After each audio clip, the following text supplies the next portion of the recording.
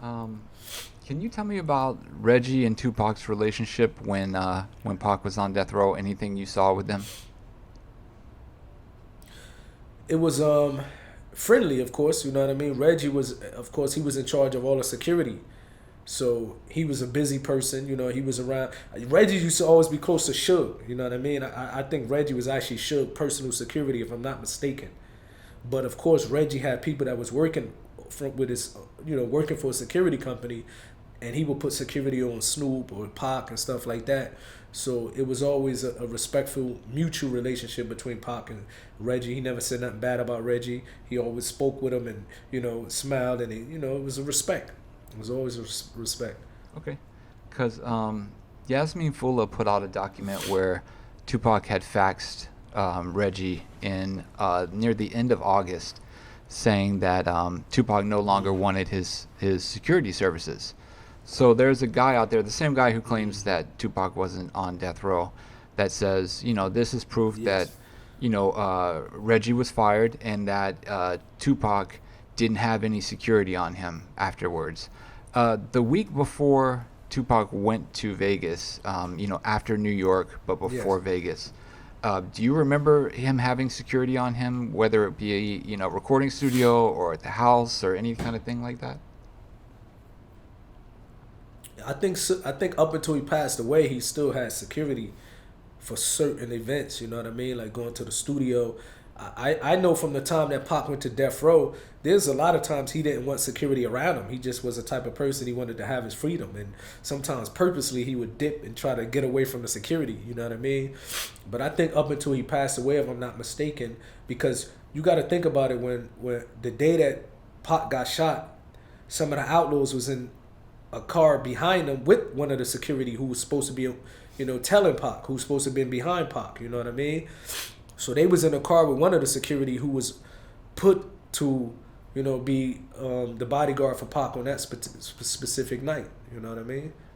Okay. And I think that particular bodyguard was Frank, who had just came back from Yeah, it was Frank.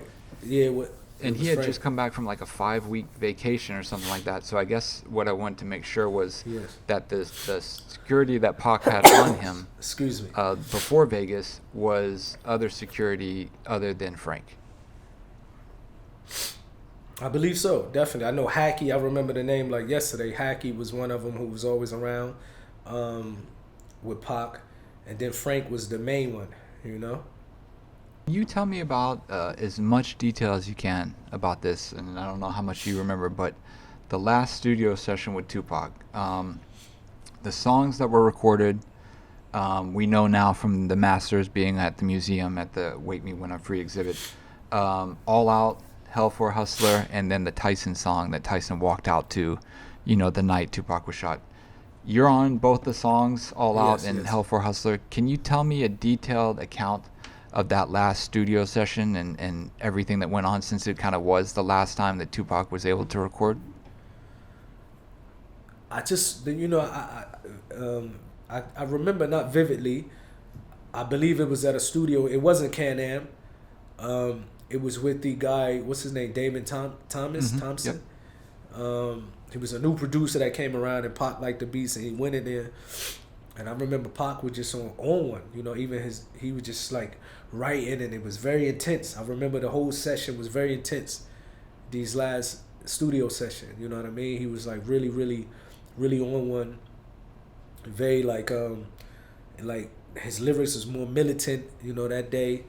And I just remember we went in the studio, knocked it out, but I don't remember vividly because you got to understand back then I was a heavy, I was always intoxicated, you know what I mean? So a lot of stuff I don't recall, but I do remember it being a different studio than Can Am, and I remember Pac, he seemed like he really wanted to get some stuff off his chest.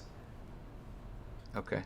All right. Can you talk about when there was I want to say altercation, but there was a situation where you brought Bone and you brought Flipside from OFTB and a bunch of guys up to meet with Suge. Can you explain and go into full detail about that story? Yeah, that happened when Suge came home from jail. the Outlawz, we wanted to separate from Suge. We wanted to be able to, you know what I mean, from the standpoint of view that we put a record together with Suge, and they never released it. So we figured, I think we probably was on death row for 3-4 years without releasing the record. So we wanted to go our separate ways, and Suge didn't give us the release for him. So I think Edie was in the studio at first. They was working on some Pac album that was also part of a death row deal that they was releasing. And so when we got word that Suge was up there, we went. Bone, he's always been like a big brother to us. Flipside from OFTB, he came up there with us. My brothers, my cousin, a bunch of dudes from Jersey.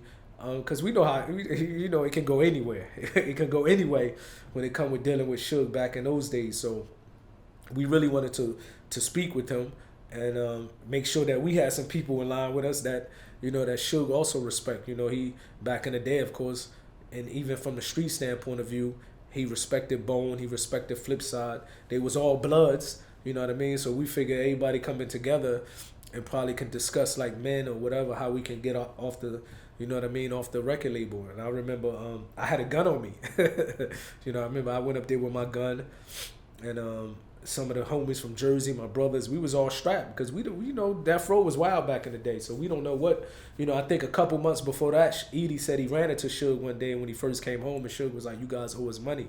So we didn't really know what was going to happen. But, I always been the type of person, if there's a situation, let's try to address it like men, So we figured let's go up there and speak with Suge. And Bone, and Flipside, they wanted to come with us, you know what I mean? But when we got up there, I think we seen Buttrey, we seen like a few other, people that, and it was good to see these. Trey, I think, was up there. So it was good. Reggie, I think, all of them was up there. So it was good for me to see all these familiar faces, you know what I mean? And I actually, and when it came to that, when that day, I remember I was the one that asked Suge, "Can I speak to you?" So me and Suge, we sat at a table, because this studio, they had some tables outside, and I was telling Suge, like, we want to get released from the record label, and Suge was like, "But you guys owe us money, you owe me money." And I was just straight up like a man. I said, "I don't feel like we owe you anything." He's like, "Man, I did this album on you guys, I rented this house for you guys, I paid a bunch of money." And I was like, "With an album, you had the chance to release it, you never released it. The house, we were just a bunch of young kids, so of course we destroyed the house, but I still don't feel we owe you any money." And I remember Suge's exact words. I'm going to twist it a little bit because I don't want to, offend no race. But he was like, "It's okay, I'm going to get it from the white folks." I guess he meant Interschool Records. Okay. Can you tell me a little bit about when you guys were going to get off of Death Row and Suge was still locked up at this time? I believe you reached out to Reggie and had him take you to Suge. Can you tell me that story? We decided to get off Death Row with the group, the Outlawz. We hired a lawyer, and they was going to send a letter to Death Row, saying, "Look, the Outlawz want to get off. Actually, we're going to also sue Death Row." And I kind of felt like, because we had a relationship with Suge, so I kind of felt like just to send a letter is kind of the coward way to go about it. So I told the Outlawz, I said, "Man, let me go see him face to face and just tell him face to face we want to get off. If he don't let us off, then we have a right to go get a lawyer." So I hit up Reggie, and he drove me, I think it was, St. Louis, Obispo, like one of these beautiful towns in California, you know what I mean? I think I might have went up there a couple times with Reg, but he drove me up there, and I was able to see Suge, and I told Suge we want to get off the label, and Suge, exact words was like, "I ain't withholding nobody who don't want to be down.